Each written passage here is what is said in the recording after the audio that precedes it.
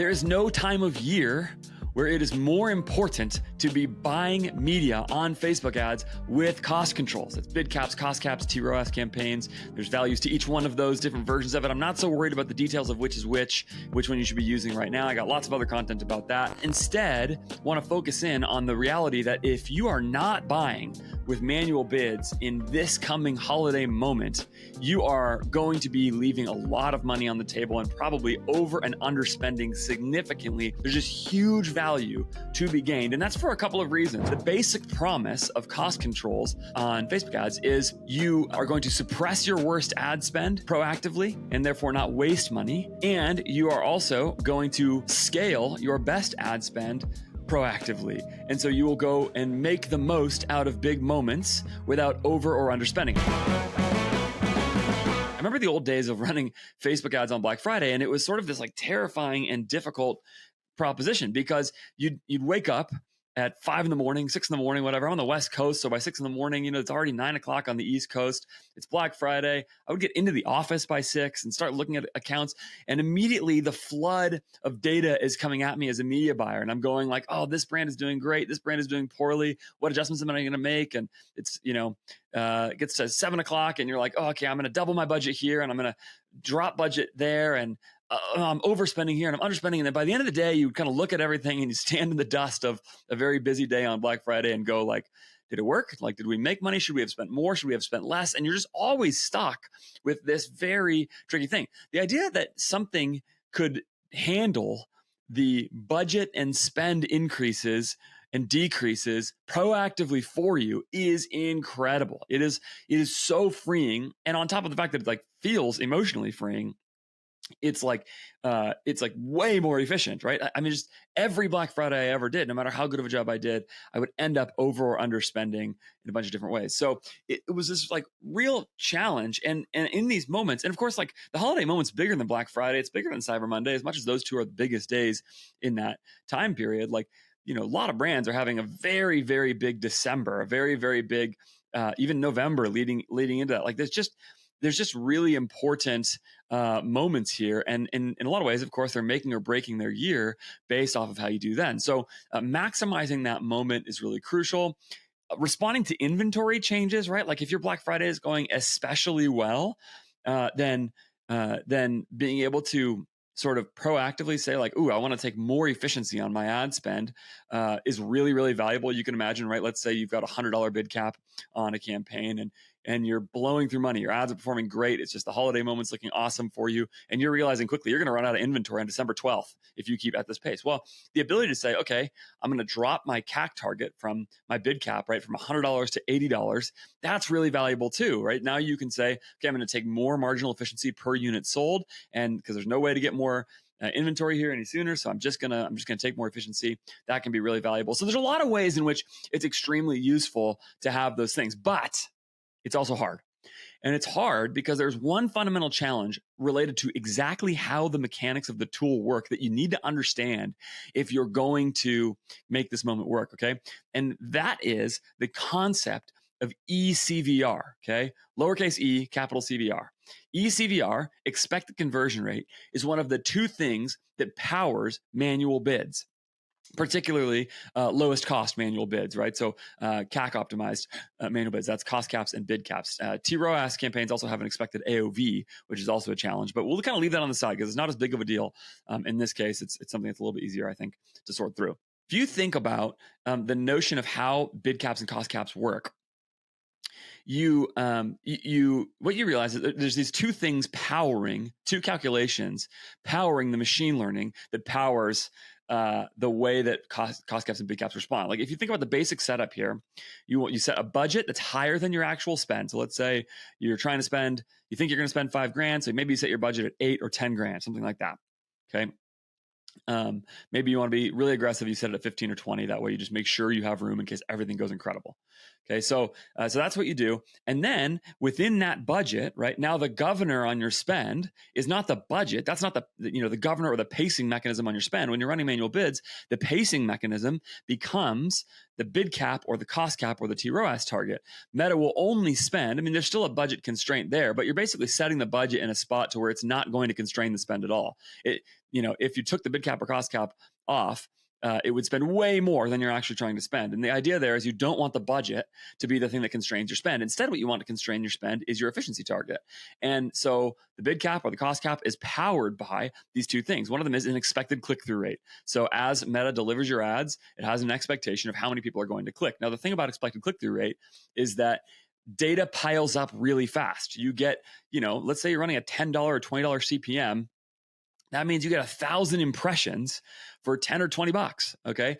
And you're going to spend that 10 or 20 bucks really fast for most brands listening to this, especially on a day like Black Friday. And so Meta has no trouble projecting from there, forecasting and updating a forecast of how many of those impressions are going to result in clicks, right?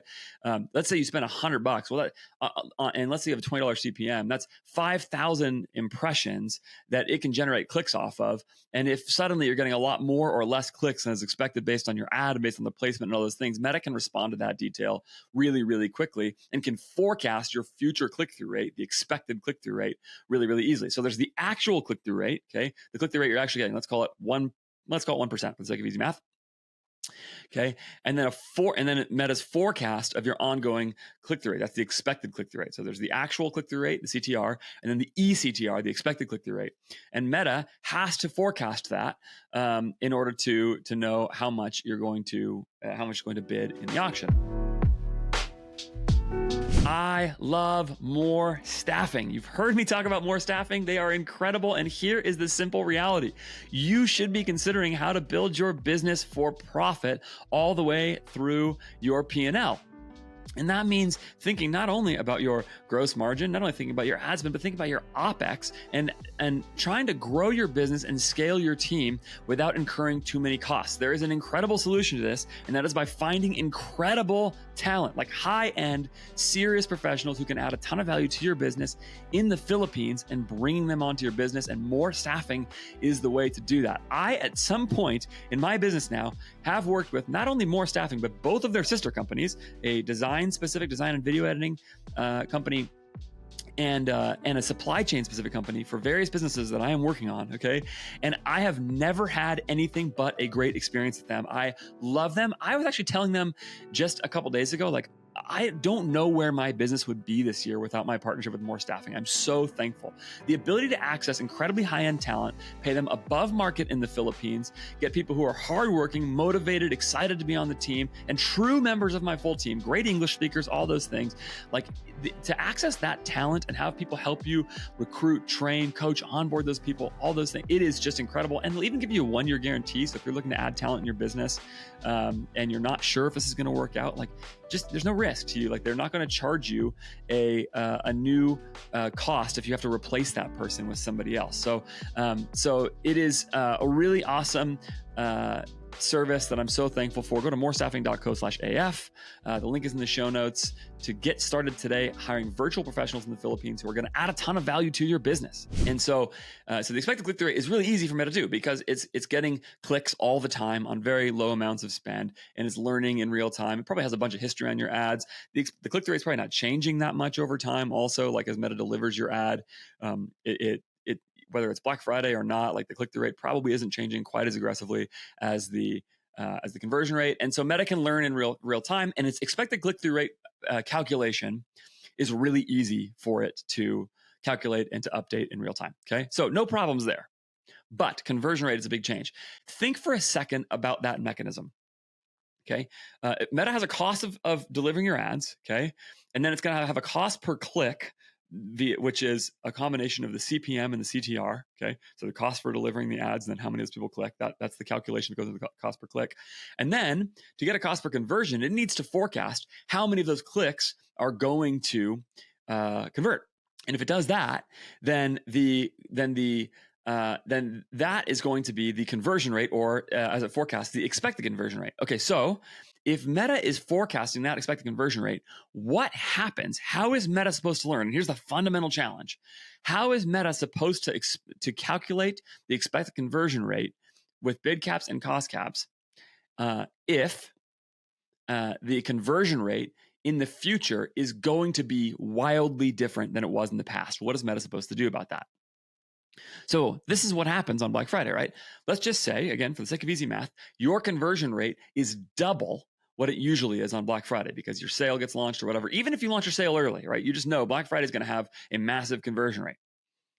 So if that is what is going to happen, and Meta's machine learning in manual bids is powered by what happened in the past, and that change in conversion rate happens all at once, very suddenly, then it's going to create a problem for you as a media buyer and really for Meta and its manual bids, because the future is not like the past. And that's the core problem. The future is not like the past. If the conversion rate is going to be double today what it was yesterday, then yesterday's data, which is what's informing the expected conversion rate in your manual bids, then that is going to create a real challenge because the expected conversion rate isn't right. Now, the expected conversion rate, the ECVR, is, I'm going to say ECVR from now on. I'm stumbling over the words expected conversion rate. The ECVR is updates, so far as I can tell, and I think this is fairly clear, relatively slowly by Meta. And this is a wonderful thing. It seems to me that Meta's expected ECVR is regressing constantly. And basically the idea is this, right? Let's say you launch an ad and it's just a normal day, right? It's just like some random Wednesday, and yesterday was Tuesday or whatever.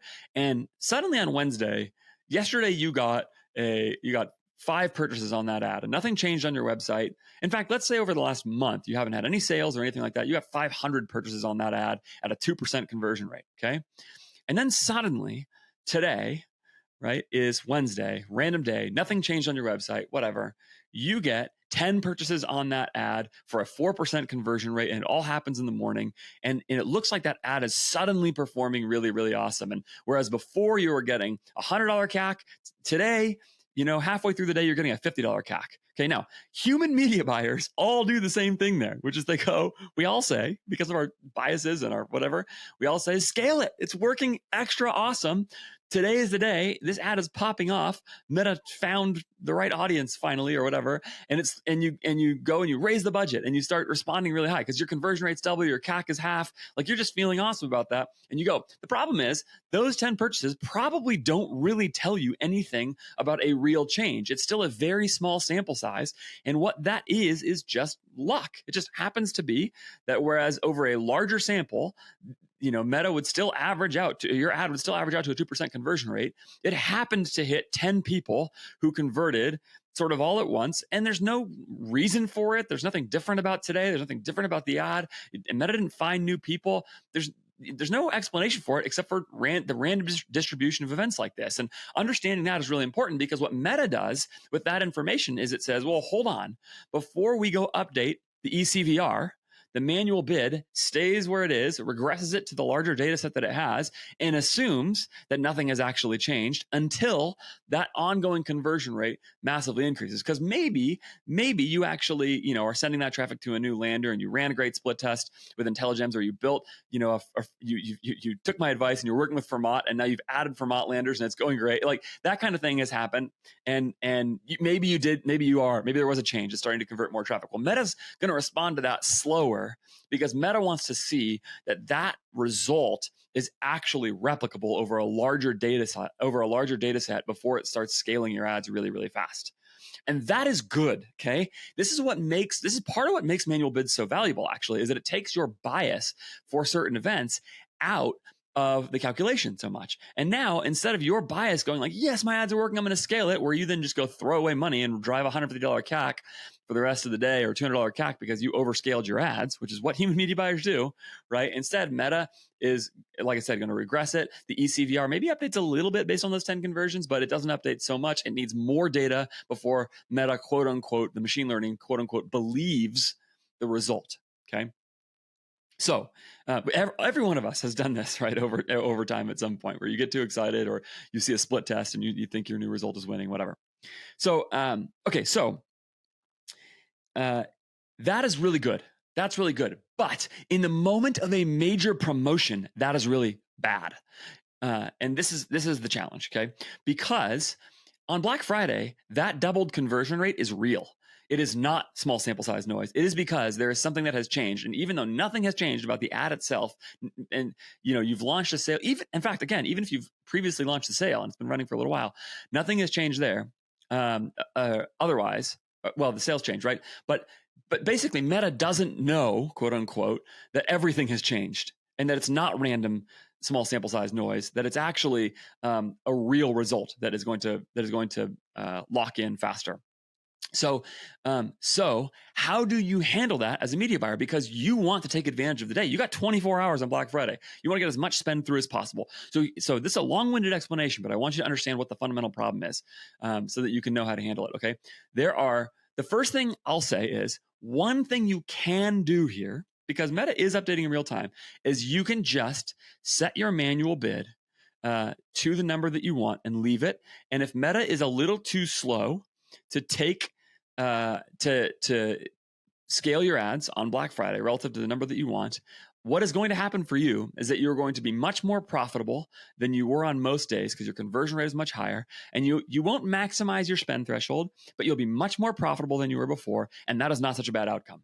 And it's also like a very low risk way to handle it. So Meta will spend more that day, but it's not going to spend as much as if you push really hard on the front end of this. I think if that is the outcome that you care most about, is like profitability, okay, and I think a lot of people should care more about this than they do, right? That is a really good way to go about taking this day. You just take it as an extra profit day, and yes, you probably get more scale. And Meta's ECVR does update as the day goes on Friday, and then you should maintain a really high one on Saturday and on Sunday, and then Monday you go big again. Like, all of those things can happen. You can still have a really big weekend, okay, but maybe just not as big as it could be if you had sort of forced or pushed some budget a different way. So that is one option here, and I would recommend it to a lot of people. It is a safe way to do it. It is a way to not get yourself into too much trouble, and I think that's fine, okay? So that's one thing you can do. There is a second thing you can do if you are really concerned about maximizing the moment and you're not as concerned about about the way this could go wrong, okay? And that is, you aggressively and proactively change your bids in light of the reality that you want Meta to spend more aggressively than it otherwise would. So let's say you're running a $100 bid cap, okay? What you could do, if you think your ads are going to convert double today, you look at your past data for a bunch of years, they're going to convert double today what they normally do, you could double your bid to $200 for the day. And what you could do to make as sure as possible that you don't blow a bunch of money is that you set your budget towards an upper end that you're pretty comfortable spending. So let's say you think, you're pretty sure, based on your knowledge of your brand and your data and your ad set, that you can deploy 20 grand that day, okay? Well, let's make it 10 grand, okay? Because it's just easier, okay? So let's say you think you can deploy 10 grand that day and pretty safely. And let's say you normally would be deploying 4 grand, but you're pretty sure you can get it to 10. Okay. Well, again, we'll make the math easier. 5 grand. Okay. So normally you'd be spending $5,000 a day. You're very confident that you can spend 10 on Black Friday, and you'd like to get through at least that much. One thing you can do is set your budget to 10 grand so that you sort of make the constraint on the spend, the budget for the day. Okay. So that you don't overspend. You double your bid cap, okay, in the morning, and you watch Meta start to spend, and then a couple hours into the day, you see Meta collecting conversions, which means as it collects conversions, it's going to update slowly but surely its ECVR calculation. And then what you can do from there, if you want to, is you can start to back off your bid cap little by little. So you can go from 200 to 180. 180 to 160, and see if you keep getting spend through. Because eventually Meta will update in the front end of the sale. It will update your ECVR so that your bid cap will be accurate, right? Because what would happen in the beginning, right? If you launch a $200 bid cap, okay? If you launch a $200 bid cap and you, and on that bid cap, you start to get double the spend, then your actual CAC will come in at like $100. Because you're bidding as if your conversion rate is going to be twice what it is, but Meta doesn't know that. So if your conversion rate is double what Meta expects, then it's going to be double as aggressive at double the CAC, and then as you do that, it's going to actually get closer to $100 CAC. I hope that makes sense. The more that I have dug into Fermat, the more that I love it. It is an incredible tool. Let me tell you a story about a brand that I'm working on right now where we realized we had a big opportunity to do something different than we've done before that we could probably not have done with nearly the rigor that we can now with Fermat. So we're looking at working with an influencer who's excited to work with us, loves our product, the kind of person that is a perfect fit for our brand. The problem is she's in a space that we haven't really gone after in quite the ways that would make us feel super perfect about taking the deal. And so what we realized is what we can do is, instead of just saying like, okay, we'll work with this influencer, get some posts, get some creative, and then send it to our homepage and hope it's sort of the experience is close enough. Instead, we are using Fermat to build a custom funnel for the influencer, build a custom virtual product so we can actually sort of like create a virtual, like a fake product basically in Fermat. And by fake product, what I mean is take a Shopify product, rename it, rebundle it, all those things without having to touch anything in Shopify, and build a virtual bundle through a Fermat lander so that from ad creative with this influencer down through a specific landing page highlighting the things that this influencer and her audience care about, talk about, are engaged with all the time, and then build a specific custom bundle essentially co-branded with her, like at the click of a couple buttons, no coding, none of those kinds of things. And my Fermat account manager is actually going to be the one to build the whole bundle for me. So it's not just a huge lift in workload for me. On top of all that, the landing pages are going to be the fastest loading landing pages you could possibly imagine. It's not just going to be a landing page, by the way. Like, a landing page isn't that crazy. It'll be a custom PDP with custom cart upsells all the way through the funnel so that we can take our messaging with this influencer, and instead of, again, sort of vaguely talking about something that may make sense for her customer, build a really tight messaging funnel all the way through, from click all the way through checkout, that's going to be unique to this woman and to her audience and to her customers and to what they care about. And because the product actually does apply really well and deliver on promises to that customer, it's going to be a great experience for the customer as well. Everybody's going to be happy. It's going to be a smooth, easy lift. Like, this possibility, this way of thinking about ads has opened up for me and my team all kinds of ideas about taking shots into getting the new audiences that previously we just weren't going to take because we didn't have the capabilities of building tight enough messaging to reach those audiences specifically in the ways that we wanted to. I can do all of that with Fermat, and that is the way our spend is going to keep growing. Since switching to Fermat, that brand has already increased our ad spend by 50%. We're doing all kinds of offer testing. We'll do the same thing with this influencer. Think about offer testing uniquely in this funnel. And we expect it to keep growing by basically taking this playbook and replaying it over and over and over again. Taking the customer who we're trying to talk to, messaging them specifically, and doing all of it with the best landing page and funnel building software of which I am aware in the space, both on the back end and on the front end customer experience. Really incredible. If you're serious about expanding your messaging beyond your most basic audiences and getting really specific with specific customers, you should be considering Fermat. It is an unparalleled solution in the space. Go to fermatcommerce.com/AF, fermatcommerce.com/AF. The link's in the show notes. Check that out right now. Now, the thing is, as it gets $100 CAC and you've told it you can spend up to $200 for a customer, at some point, the ECVR calculation is going to update. Meta is going to, quote unquote, realize that the conversion rate is higher than what you are forecasting, or than what previously it was. The ECVR calc updates, and it will start spending more aggressively if you tell it you've got $200. Meta, that you've got $200 to spend per customer, Meta. So go ahead and spend it. Okay. So now you got to back it down. You got to start backing it down until eventually it gets down to the actual. Now, this is dangerous for an obvious reason. Okay. And the obvious reason this is dangerous is that, as Meta updates the ECVR, it might start spending way more aggressively. And if you need $100 CAC and you tell it, Meta, you can get $200. Okay. Well, then, like, Meta might go up to 150, 175, all the way up to $200, and you could get beat up pretty bad in that moment. And it can be really problematic. Okay. The other mistake you can make here is that sometimes in these promotional moments, your AOV and margin is really different than what you forecasted. So let's say your AOV was $100 yesterday, but you build a great offer that's driven towards AOV and you calculate all the margins, and today it's 150. Okay. Well, like, it's hard to know that before it happens. This is where launching your sale early can be really helpful, by the way. And so you have to pay very close attention to if you're bidding on a CAC basis, you got to pay really close attention to your AOV and your actual margin in the business to make sure it's going well. So, okay, so that is the way you can do this on the front end of that sale. So you start your bid cap really aggressive. Okay. And then you back it off throughout the day until you get to your actual number. And once you're at your actual number, you probably can safely push your budget cap way back up. Okay. But that game of the back and forth between using your budget and your bid or your budget and your cost cap, or your budget and your TROAS target as various constraints is sort of the fundamental dance here. Like, which one of those do you want to constrain your spend? Okay. Because again, let's say you are pretty confident you can spend 10 grand. You could double your bid at that point.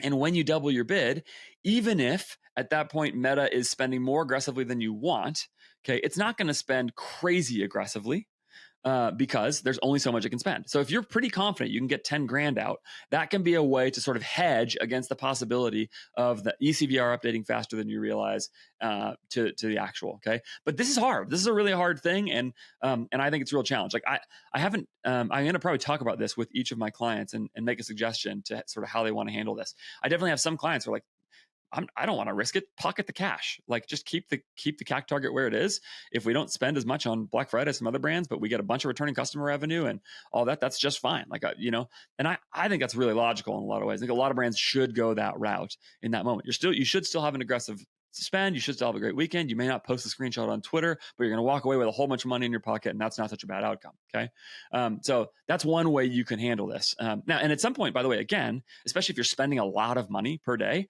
then this is less of a problem, right? If you're planning on spending $200,000 on Black Friday, right? You do not need to worry about anything I just said about ECVR updates, because you're getting so much data and so many purchases so fast that the ECVR update is going to happen quickly. And don't forget, this is one of the values of running a low AOV, actually, is that if you have a lower AOV, you get more purchases faster, which updates an ECVR faster. If you're running a high AOV, man, you're getting less purchases and you have a lower spend, it's more of a challenge. And so that's another dynamic you got to think about here, which is if you're running a lower spend, okay, if you're running a lower spend, then you may not have as much time for Meta to do this update. If you're running a higher spend, you probably can disregard a lot of what I said, because Meta is going to learn fast enough and get enough purchases that it's going to be just fine. Okay, so that's the basic idea. But now we have another problem. Okay. And again, by the way, once you get there, then you can sort of run it through the weekend. You may want to be a little bit more conservative Saturday and Sunday. The usual way Black Friday, Cyber Monday goes is that Saturday and Sunday have lower conversion than Friday and Monday. Monday afternoon in particular, Monday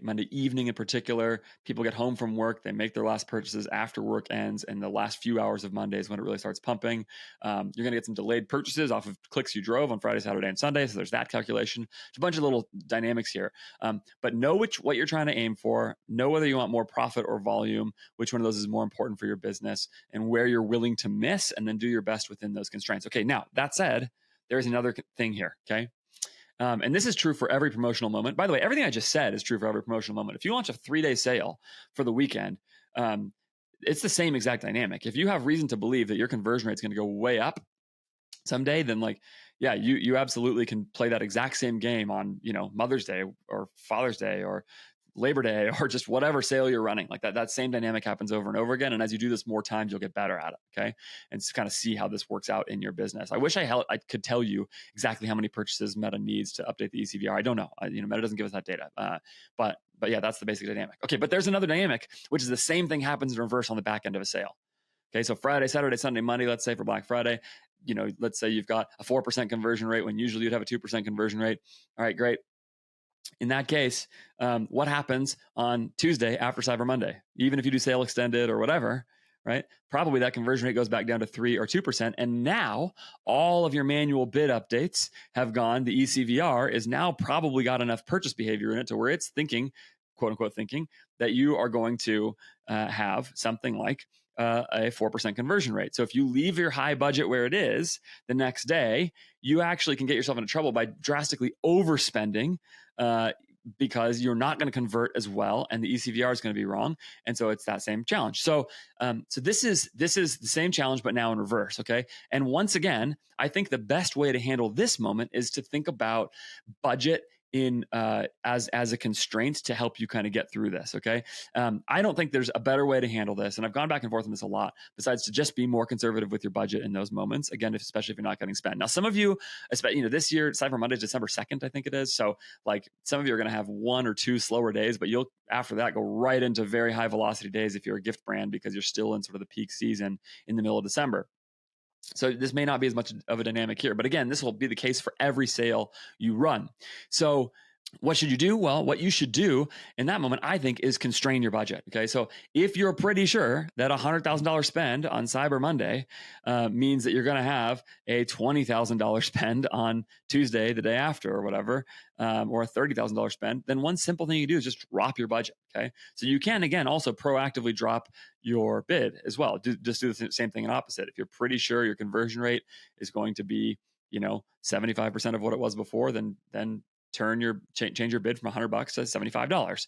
And at the same time, take your budget and drop it down to 30 grand. Just make sure you don't get in trouble by overspending, and monitor that closely each day. The more you're spending each day, the faster this will re-update, and the more that you can sort of trust your bid cap over time. Well, at least for me, typically, I don't know how many purchases this takes, but for like sort of a medium spending account, somewhere around a couple $100,000, maybe $100 AOV, somewhere around there, I typically see this take 7 to 10 days worth of purchases as the drop off happens.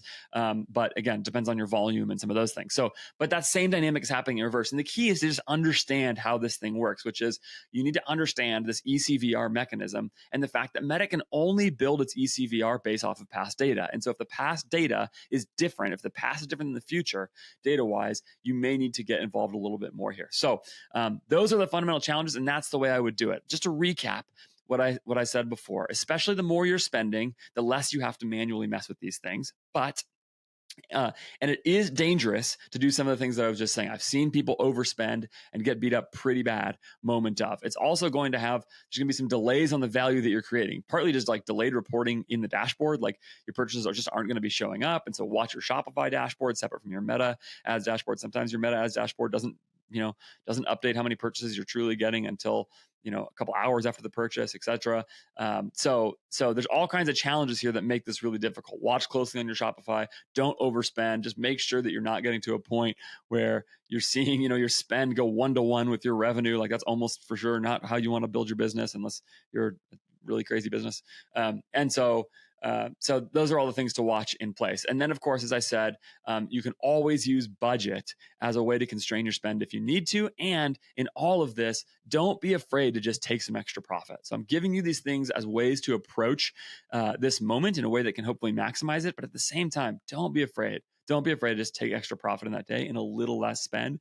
If you want to miss on that side, that's perfectly fine. So consider missing on that side, and seeing how you can just put a whole bunch of extra dollars in your pocket that day, even if you don't have the biggest, craziest moment ever. All right, I hope that's helpful to you so you can think through this moment. Hit me with your questions, podcast@ajfgrowth.com. Actually, don't do that. Don't email me. Tweet at me publicly at Andrew J. Ferris. Post on X, tweet at me, and let's talk about it in public so we can hash this out with other people. This is probably the number one place manual bid media buying goes wrong. It is, in my view, the very hardest thing about it. So don't beat yourself up if you're sort of getting lost in some of the details. Replay this, ask for clarifying questions. Let's talk about it publicly where people can get some help on it because it's a big deal.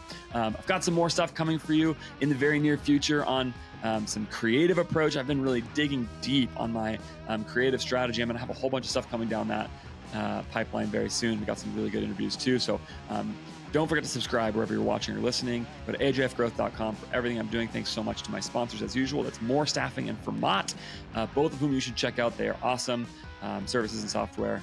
Thanks so much. I'll talk to you next time.